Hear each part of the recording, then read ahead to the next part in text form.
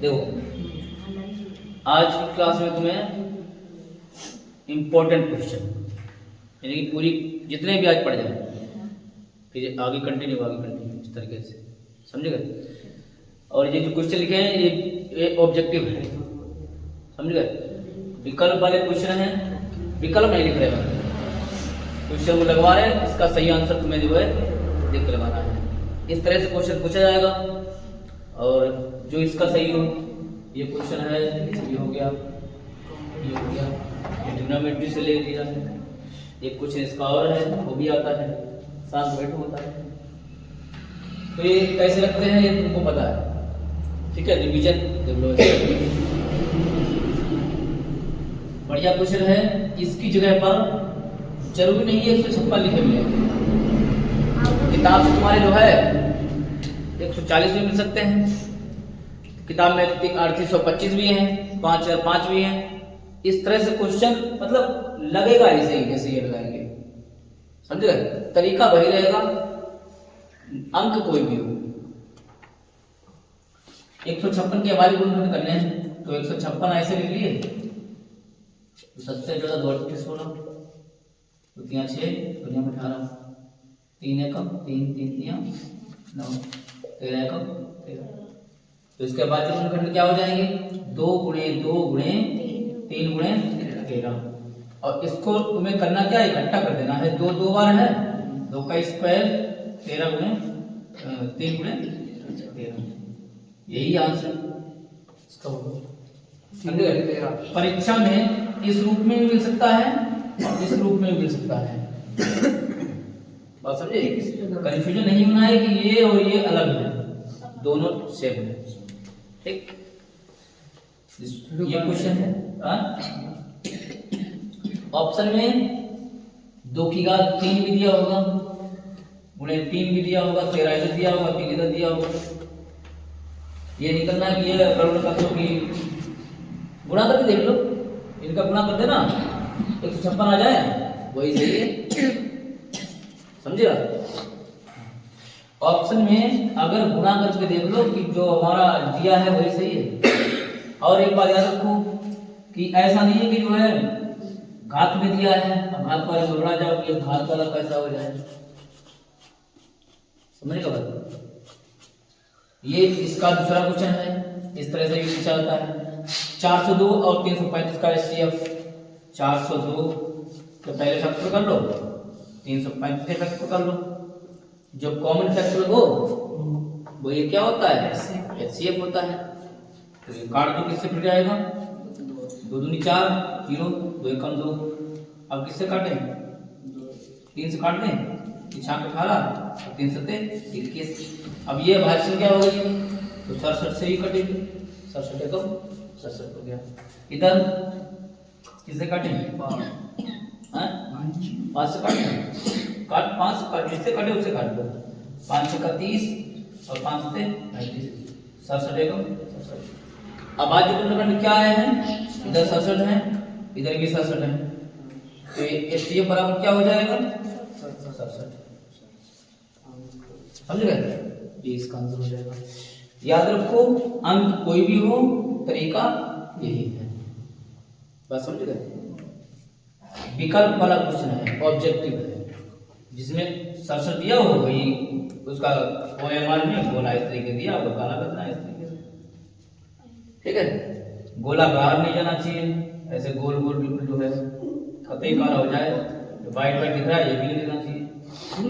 जिसके नीचे आता है उसके अंक लिखने को वो भी लिखना है, मतलब बी पे टिक लगाया मैंने, नीचे बी लिखना। हाँ, जिसमें 2 ओएमआर होती हैं इस तरीके से, इसमें फर्स्ट का तुमने लिखा, फर्स्ट का ए सही है, ए पे गोला कर दे तुमने, ठीक है। तो नीचे दिया होता है ओएमआर में, तो इसमें क्या होता है, ए लिखा जाता है ऐसे, ये कौन सा सही है नीचे, तो ये चीज फाड़ जाती है ना, बीच से अलग की जाती है। इधर ये क्वेश्चन है, ये क्वेश्चन तुम्हारा जो है द्विघात समीकरण का है, बहुपद का, समझे। इसमें कोई x की वैल्यू दे रखी है और ये पूछा जाता है कि इसका मान क्या होगा। इसमें घातें यहाँ पर 3 भी हो सकती हैं x घात 3 प्लस 1/x घात 3, ये भी हो सकता है। 4 भी घातें हो सकती हैं। इसकी जगह पे कोई अंक दूसरा भी हो सकता है। समझे? तरीका एक ही होगा। कैसे करना है? x का मान 1/, x का मान √3 है, तो हमें x की जगह पे क्या रख देना है? √3 रख देना है। √3 प्लस 1/√3, दोनों का स्क्वायर है, तो क्या लगा देंगे? स्क्वायर लगा देंगे। यहाँ पर स्क्वायर है, स्क्वायर लगा दिया। तो √3 का स्क्वायर क्या होता है? 3 होता है। 1/, इसका स्क्वायर क्या होगा? 3 होगा। एक भिन्न बन गई। क्या बन गई? भिन्न। तो भिन्न बन गई, यानी कि इसको सही कर लेंगे। 3 3 9 और 1 10 बराबर 10 उल्टे 3 बटे में 3 तो रहेंगे ही रहेंगे। ये इसका क्या हो जाएगा? आंसर हो जाएगा। अच्छा, कोई संख्या यहाँ हो सकती है, कोई भी संख्या हो सकती है, तो हो चाहे घात 3 हो। हाँ, बात समझे? ठीक है, मिल जाएगा। जो ये क्वेश्चन है, इस तरह से क्वेश्चन है, इसको तुम जो है इसको बिल्कुल लगाने की जरूरत ही नहीं है। आंख बंद करो, आराम से क्या करो, इस तरह से जो क्वेश्चन दिया हो तुम्हें करना क्या है? तुम्हें जो है यहाँ पे 9 दिए, यहाँ पे 9 दिए हैं, 9 वाले पे गोला कर दो। यही इसका आंसर होगा। कैसे करूँ? 9 ऑप्शन में 9 दिया हो, उसी को गोला कर दो। 8 दिया हो, 8 पे गोला कर दो। कोई भी संख्या दी होगी, दोनों तरफ एक ही दी होगी, याद रखो। दोनों संख्या जो है एक ही दी होगी, तब ये करना है। अगर कुछ सेम नहीं हो फिर तो नहीं करना है, तो सवाल लगाना है। तो ऑब्जेक्टिव में आएगा ही, तो लगा के करना। मतलब जो ऑब्जेक्टिव में जो भी संख्या दी हो वही होगा। ये ट्रिक है, क्योंकि यहाँ पर होता क्या है, क्वेश्चन है 9 sec इसका थीटा माइनस 9 tan इसका थीटा, तो 9 इसमें कॉमन ले ली जाएगी, दोनों पक्षों में 9 है, तो बचेगा sec इसका थीटा माइनस tan इसका थीटा। चूंकि ये पद जो होता है ये ट्रिग्नोमेट्री में इसकी वैल्यू 1 होती है, होती है। तो 9 गुणे 1 हो जाएगा, बराबर क्या बचेगा? 9 आंसर। ये इसका आंसर हो गया। समझ गए? नोट कर लो।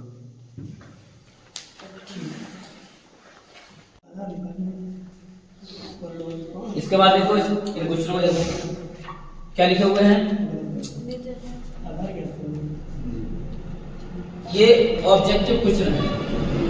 ए में 0 दिया हो, बी में y दिया हो, सी में x दिया हो, डी में NOT दिया हो। नन ऑफ दीज में से कोई नहीं। ठीक है, इस तरह से क्वेश्चन हो। क्वेश्चन का तरीका तुम्हारे सामने है, मतलब क्वेश्चन है, तरीका हम तुम्हें दे रहे हैं, लेकिन ये नहीं करना कि तुम परीक्षा में तरीका चेंज कर दो। क्वेश्चन है, अगर ऐसा ही है तो तुम्हें करना क्या है? तुमको हमने पढ़ाया था कि निर्देशांक तल में यदि कोई x अक्ष पर स्थित है, कह रहा x अक्ष पर स्थित है, उसकी कोटि क्या होगी? ऐसे इस तरीके से इसका ग्राफ बनाया था, याद है? x f dash y dash, इस तरह से ग्राफ बनाया था। तो इस तरह से ग्राफ में कह रहा है कि कोई बिंदु x अक्ष पर स्थित है। कोई बिंदु कहाँ स्थित है? ये रेखा x अक्ष हो गई। मान लेते हैं यहाँ पर कोई बिंदु स्थित है, तो जब यहाँ पर स्थित है x अक्ष पर, तो इसके निर्देशांक क्या होंगे? इसके निर्देशांक, यहाँ पर मूल बिंदु है, यहाँ पर 0 गामा क्या होते हैं? 0 होते हैं। तो x अक्ष पर है, तो इसके निर्देशांक होंगे x कामा y 0। भूल जाते हो? पूरी 0 कामा y पर होते हैं। 0 कामा b बोल सकते हो या y बोल सकते हो। तो इसके निर्देशांक क्या होंगे? 0 x कामा 0।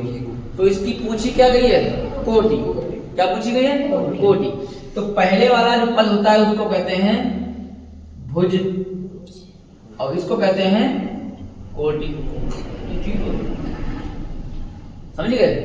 कतई एकदम जो है लाइन बाई जब आप सब कौन से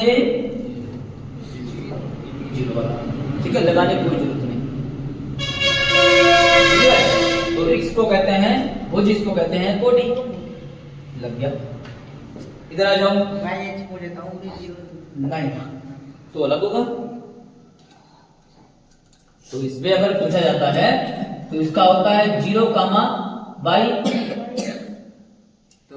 तो y हो जाएगी इसकी, समझ गए। तो इसकी इधर देखो, किसी बहुपद fy के लिए, कोई बहुपद है fy के लिए x बराबर fy है, x बराबर क्या है fy, बस इसी को पकड़ लो। का ग्राफ दिया गया है, ये ग्राफ दिया गया है, कह रहा है fy के शून्याङ्कों की संख्या क्या होगी। आइसोग्राफ तो भी दिया होगा, ये ग्राफ नहीं दिया तो सवाल ही नहीं दिया होगा, समझ गए। तो ग्राफ से तो लगेगा। fy के शून्याङ्कों की संख्या क्या होगी, तो fy, अगर fy की जगह पे अगर यहाँ पर fx दिया हो तो यहाँ पर y दिया होगा, यहाँ पर x दिया होगा, समझे। इसी में क्वेश्चन तुम्हारे दो बना देंगे। पहले ये क्वेश्चन देखिए, x बराबर fy है, तो जो fy है y अक्ष की रेखा देखो, y अक्ष की रेखा पर इस ग्राफ ने कितनी बार डिवाइड किया है, एक बार किया। तो x बराबर fy का क्या मान हो जाएगा, ऑप्शन। अगर या अथवा में सवाल को चेंज कर दे रहे, y बराबर fx दिया हो, y बराबर fx दिया हो तो fx के शून्याङ्कों की संख्या पूछी जाएगी। fx बराबर क्वेश्चन मार्क हो, तो fx बराबर क्वेश्चन मार्क हो, तब तुम्हें क्या करना है, 3 पे टिक कर देना। तो तुम्हें क्या करना है, हाँ x अक्ष की रेखा इस तरीके देखनी है। अब x अक्ष की रेखा को इस ग्राफ ने कितनी बार कट किया है, 1 2 3, तो क्या हो जाएगा y बराबर,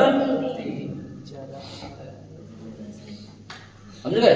तब इसका आंसर ये 3 सही होगा। पूरी x से पूछो तो y बराबर ही है, हाँ, अब y को पूछे तो x बराबर, x बराबर आएगा, इंग्लिश में लिखा हुआ है x बराबर, ठीक है। fy का शून्याङ्क संख्या पूछी गई है, यानी कह सकते हो ये fy का मान है, x बराबर बोल सकते हो या fy बोल सकते हो, ये fx का मान है 3, जो दिया है उसी को कहेंगे हम लोग। आगे देखो, यदि sin थीटा बराबर 3/5, ये ऑब्जेक्टिव क्वेश्चन है, इसके ऑब्जेक्टिव, इसमें भी ऑब्जेक्टिव है, लिखा नहीं है, ठीक है।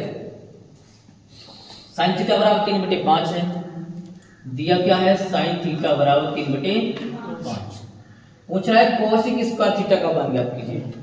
अब तुम्हें दिमाग में ये लाना है कि इस तरह से क्वेश्चन जो दिया हो, ध्यान ये रखना है कि sin की जगह पे cos भी हो सकता है, इसका मान tan भी हो सकता है, ठीक है। यहाँ पर ये भी चेंज हो सकता है, कोसिक की जगह पे cot का भी मान पूछ सकते हैं, ठीक है, किसी का भी पूछ सकते हैं। चाहे तुम इसको जो है क्या कहते हैं उसको, उसे पाइथागोरस प्रमेय से लगा सकते हो, त्रिभुज बना के पाइथागोरस प्रमेय से लगा सकते हो, नहीं तो अनुपातिक नियम में सूत्र होते हैं, sin थीटा बराबर क्या होता है 1/2 कोसिक थीटा, होता नहीं होता है, वो सूत्र लगा दो लग जाएगा। देखो हम लोग त्रिभुज वाले लगाइए, त्रिभुज वाले से रुक जाओ, पहले देखो इधर sin थीटा बराबर 3/5 है, sin थीटा बराबर 3/5 है, क्या बात है मन बैठना बहुत है, sin थीटा बराबर 3/5, तो कोसिक स्क्वायर थीटा का मान पूछ रहा है, कोसिक स्क्वायर थीटा, तो कोसिक स्क्वायर थीटा बराबर होता है 1/5 sin स्क्वायर थीटा, ये फार्मूला होता है इसका, स्क्वायर है क्या भी स्क्वायर रहेगा, 1/5 sin का मान कितना है 3/5 का स्क्वायर, समझ गए। अब 3/5 का स्क्वायर खोल दो, क्या हो जाएगा 1/5, 3 × 9 और 5 25, 9/25 को जब ऊपर ले जाएंगे, ऊपर 1 है तो क्या हो जाएगा 1 × 25/9, यानी कि आ जाएगा 25/9 आंसर, समझ गए। अगर इससे लगाना है तो ऐसे ग्राफ बना देना है, sin थीटा बराबर होता है लंब बटे कर्ण 3/5, पाइथागोरस प्रमेय से क्या लगा दो, पाइथागोरस प्रमेय लगा दो, ये भुजा निकाल लो, ए ठीक है। अब इसका मान रख दो, लग जाएगा, ठीक।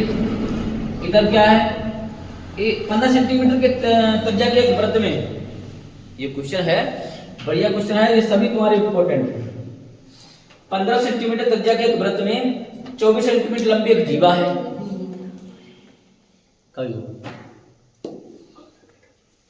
एक वृत्त है इस तरीके से, आ रहा है देखो,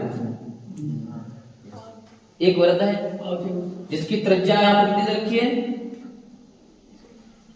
15 सेंटीमीटर, और इसकी जो जीवा है, ये जो जीवा है वो कितनी, जीवा की लंबाई कितनी है, जीवा की लंबाई है 24 सेंटीमीटर। ये केंद्र इसका है, इसकी पूरे की लंबाई है 24 सेंटीमीटर। इस केंद्र से जीवा के से वृत्त के केंद्र से एक इस तरीके से लंब डाल देते हैं। तो इसमें कह रहा है कि वृत्त के केंद्र से जीवा की लंबाई ज्ञात कीजिए। बीच की दूरी बोली, हाँ, वृत्त के केंद्र से और जीवा की लंबाई, ये हमने इसको x मान लिया है। ये पूरा टोटल अगर 24 है तो आधा कितना हो जाएगा, आधा 12 हो जाएगा, नहीं हो जाएगा, इधर वाला 12 हो जाएगा, इधर वाला भी 12 हो जाएगा, 12 कैसे आंसर हो जाएगा। तो इसमें देखो, अब इसमें तीनों भुजाएं हमने मान ली हैं, ये त्रिभुज एक बन गया, ओ ए बी और यहाँ पर सी। ओसी भुजा की लंबाई क्या करनी है, ओसी भुजा की क्या निकालनी है, लंबाई निकालनी है। तो क्या लगा देंगे यहाँ पर, पाइथागोरस प्रमेय लगा देंगे। ये कंसर त्रिभुज बन गया है, पाइथागोरस प्रमेय। अब पाइथागोरस प्रमेय में सूत्र क्या होता है, कर्ण स्क्वायर बराबर लंब स्क्वायर धन आधार स्क्वायर। तो कर्ण का मान कितना है 15,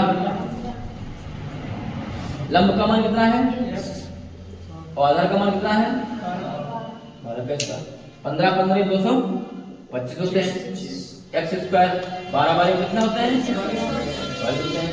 144 बदल लेके आएंगे, 225 माइनस 144 बराबर एक्स स्क्वायर।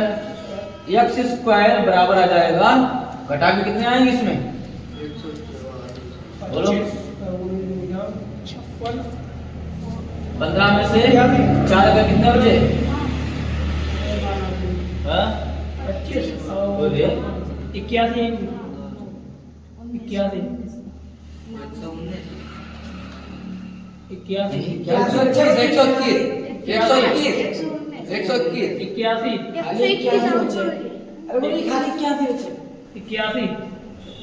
गलत जो बचे हमने नहीं घटाया, आए और क्या थे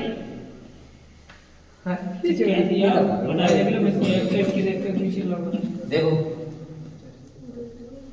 x बराबर √81, 81 का वर्ग कितना होता है,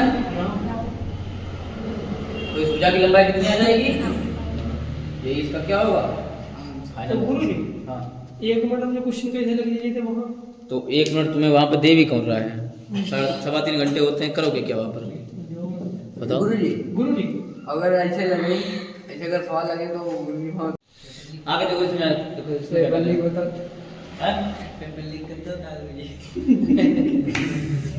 हाँ हो सकता है। कौन सा क्वेश्चन है पहला, पढ़ो पढ़ो पढ़ो जल्दी पढ़ो।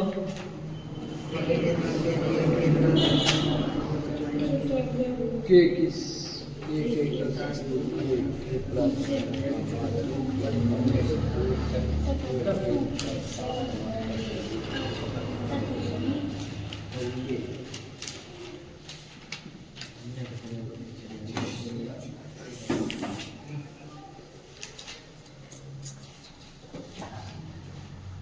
के किस मान के लिए, किस मान के लिए के प्लस 9 2 के माइनस 1 तथा 2 के प्लस 7 समांतर पद होंगे, 7 से लेके पद होंगे, हाँ ये क्वेश्चन है। देखो ये जो क्वेश्चन है, देखो एक ऑब्जेक्टिव भी आ सकता है और वैसे भी आ सकता है। और इसमें ये कह रहा है कि k का मान निकालना है, k का मान निकालो तो समांतर श्रेणी जो बनेगी तो सतत होनी चाहिए, यानी कि समांतर श्रेणी में होना चाहिए। तो इसका एक फार्मूला तुमको लिखवाया था हमने, क्या होता है A2 माइनस A1 बराबर A3 minus A2। A2 minus A1 बराबर होता है A3 माइनस A2, समझ गए। तो इसमें A1 A2 कौन से हैं? A1 A2 ये है, A1 ये रहा और A2 ये रहा और A3 ये वाला पद है, समझ गए। A1 A2 और A3। अब A1 A2 A3 के जो मान है वो यहां लिख दो, इसको थोड़ा इधर बढ़ा दो। A2 माइनस A1 बराबर A3 minus A2 minus A1। A2 है 2k माइनस 1 और A1 है k प्लस 9 बराबर A3 माइनस A2। A3 है 2k प्लस 7 और A2 है 2k माइनस 1, समझ गए। मान रख दिए, ब्रैकेट खोल दो, 2k माइनस 1 माइनस k और ये प्लस है, यहां पर हो जाएगा माइनस। इधर 2k प्लस 7 और ये माइनस चिन्ह जब ब्रैकेट खोलेंगे तो ये माइनस का हो जाएगा, ये वाला प्लस का हो जाएगा। देखो अब जोड़ घटा लो, 2k में से 1 के ये वाला घट जाएगा तो k बचेगा और माइनस का 1 और माइनस के 9 माइनस के 8 माइनस के 10 जुड़ जाए दोनों। अच्छा जुड़ नहीं। और ये 2k प्लस का है, 2k माइनस का ही कैंसिल हो गया। 7 और 1 कितने होते हैं? 8 होते हैं। अब ये 8 10 को इधर ले जाओ तो k बराबर 8 और 10 इधर जाएंगे तो काय हो जाएंगे 10 के, तो k बराबर हो जाएगा 18। अगर हम k की जगह पे 18 अगर रख दें, कहां रख दें? इन जगहों पर 18 रख दें तो एक समांतर श्रेणी बन जाएगी, ठीक है। तो ये तुम्हारा ऑब्जेक्टिव में हो तो आंसर जो है 18 ऑब्जेक्टिव वाला टिक कर देना, और नहीं है तो इस तरह से लगा सकते हो, ठीक। रैखिक समीकरण ये गुण, ये पार्ट जो है तुमको वहां नहीं पढ़ाया, यहां देखो इसको जो है विद कॉन्सेप्ट देखो कैसे क्या होता है। इसके जो है कुछ सूत्र होते हैं, वहां पर तुम्हें जो है कंडीशन लागू करनी है। जैसे इस तरह की कंडीशन अगर आए क्वेश्चन में A1 upon A2 is not B1 upon B2, इस तरह की कंडीशन अगर आए, अभी क्वेश्चन में आएगी, हल करेंगे तब आएगी। तो वहां ये रैखिक समीकरण है, समीकरण युग्म है कि नहीं है, तो वहां पर जो है उस समीकरण में A1 upon A2 is not B1 upon B2, इस समीकरण में इसका जो मान होता है उसको कहते हैं अद्वितीय हल। ऑप्शन में दिया हुआ है। अगर पहला कॉन्सेप्ट, दूसरा A1 अपान A2 बराबर B1 अपान B2 बराबर C1 अपान C2, अगर तीनों मान कैसे हैं? बराबर है, यानी तीनों मान बराबर हैं, तो उस कंडीशन में अनेक हल होते हैं। क्या हल होंगे? अनेक हल होंगे, समझेगा अनेक। हाँ, तीसरा कॉन्सेप्ट इसका क्या है? A1 upon A2 equal to B1 upon B2 is not C1 upon C2। अगर इस तरीके से कंडीशन हो तो वहां पर जो है कोई हल नहीं होता है, कोई हल नहीं, वहां पर क्या होता है? कोई हल नहीं, ये कंडीशन होती है। क्लियर मामला? देखो अभी सवाल कैसे लगेगा इससे। समीकरण हमारे क्या दिए हैं? x माइनस y बराबर 8, यह है x माइनस y बराबर 8। तो x माइनस y बराबर 8 है, तो x माइनस y और 8 इधर ले आएंगे तो काय हो जाएंगे? माइनस हो जाएंगे। इधर 3x माइनस के 3y और 16 इधर ले आइए, ये भी काय हो गए, ना लेके आ तो भी लगा सकते हो ऐसे, बात समझ गए। तो इस समीकरण में जो मान है वो यहाँ पर है। ये पहला समीकरण है, ये दूसरा समीकरण है। तो पहले समीकरण में a1 ये रहा, b1 और c1, a1 b1 और c1। दूसरे में क्या हो जाएगा, a2 b2 और c2। बात समझ गए?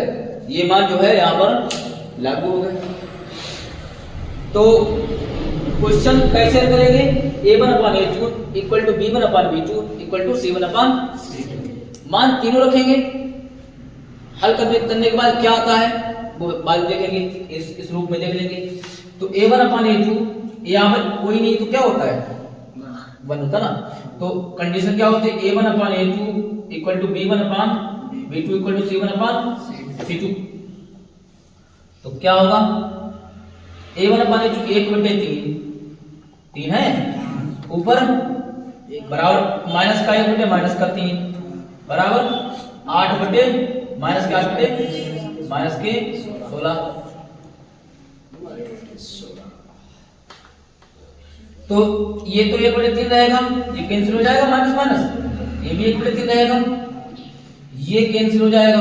अगर इसे काट दो तो कितना हो जाएगा, 4 दूनी 8, 4 दूनी 8, 4 चौक 16।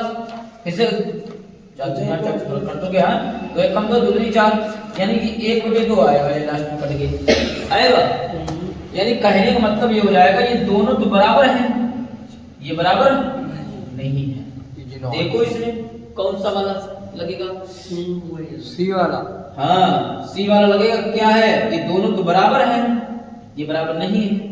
तो इसका आंसर क्या होगा, कोई हल नहीं, कोई हल नोट करो दिमाग में।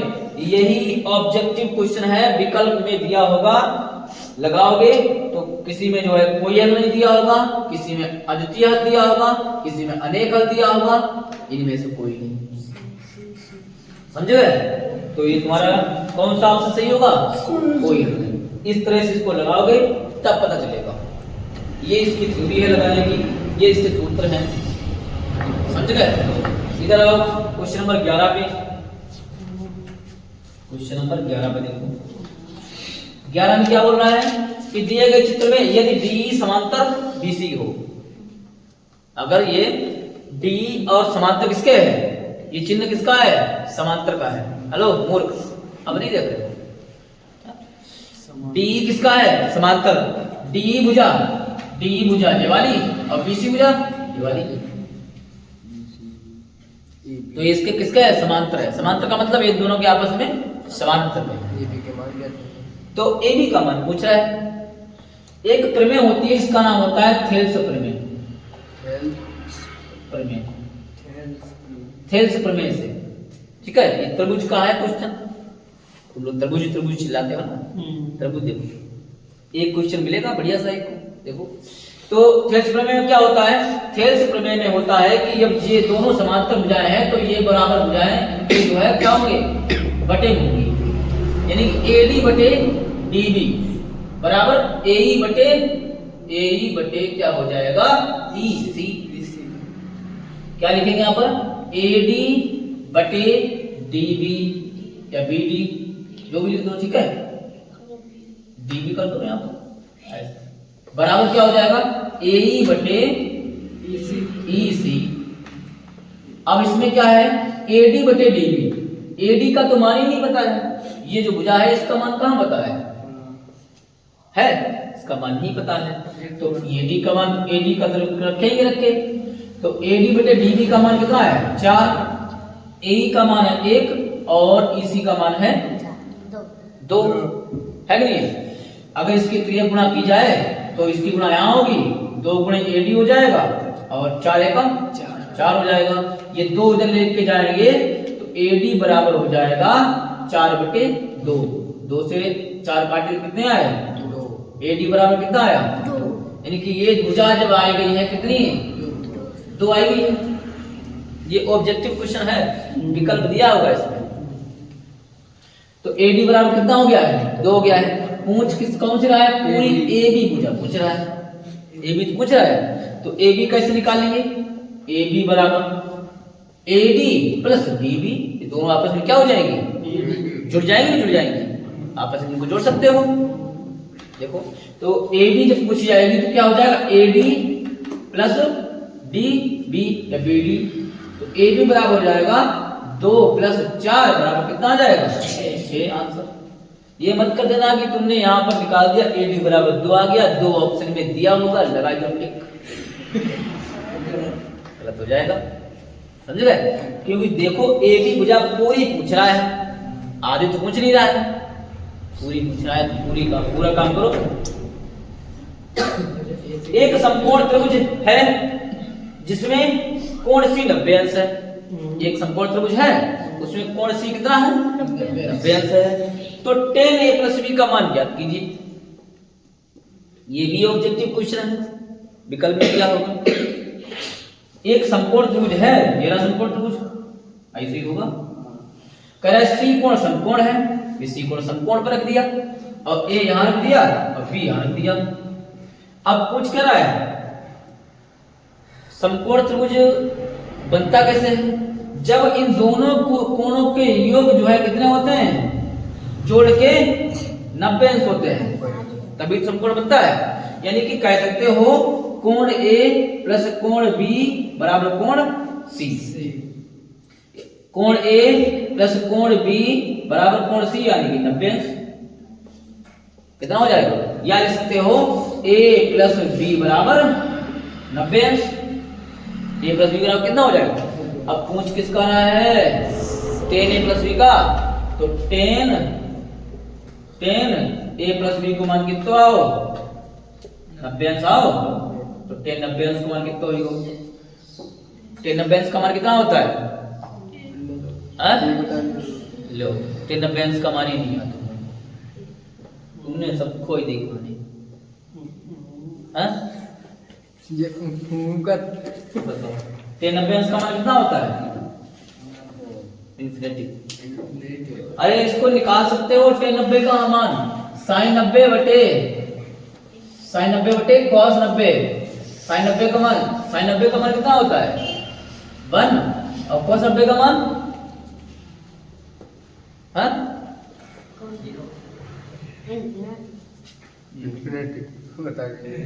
कितना निकल गया, अनंत निकल गया।